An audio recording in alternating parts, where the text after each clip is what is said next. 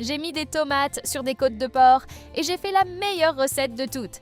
J'ai ici 1 kg de côte de porc, je vais l'enrouler autour de cet ustensile et la laisser revenir dans cette casserole avec de l'eau chaude.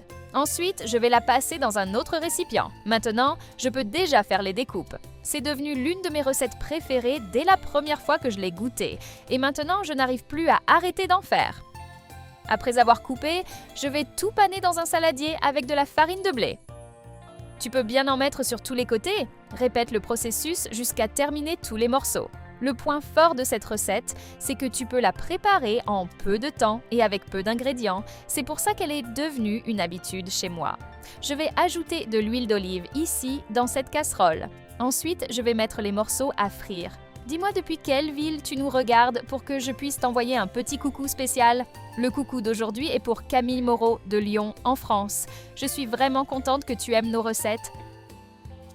Le visuel devient magnifique et à chaque étape, l'odeur est encore meilleure. Je vais ajouter de l'huile d'olive selon mon goût dans cette casserole. Ensuite, je vais ajouter un oignon haché et aussi 200 g de champignons. Je vais tout mélanger sans me presser.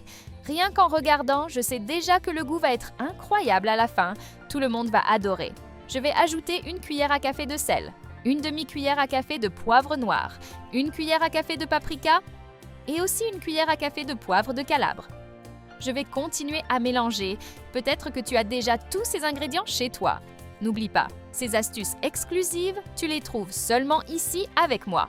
Je vais mettre les morceaux de côte ici. Je n'ai même pas encore terminé et l'odeur a déjà envahi ma cuisine. Et je parie aussi que tu trouves ça très facile à faire.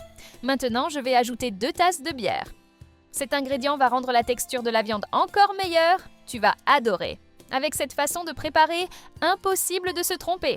Je vais couvrir et laisser cuire pendant 10 minutes. Pendant ce temps, je vais ajouter 2 tomates coupées ici dans ce mixeur.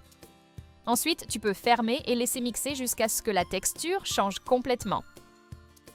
Tu as déjà fait une recette différente avec de la viande de porc? Si tu connais un petit secret spécial, dis-le-moi, j'adorerais le savoir. Regarde un peu comment ça va devenir, cette texture est idéale. Maintenant, je vais verser cette tomate sur la viande, tu peux bien l'étaler. Je vais couvrir et laisser cuire pendant 5 minutes. Voilà, maintenant je vais passer le tout dans une assiette.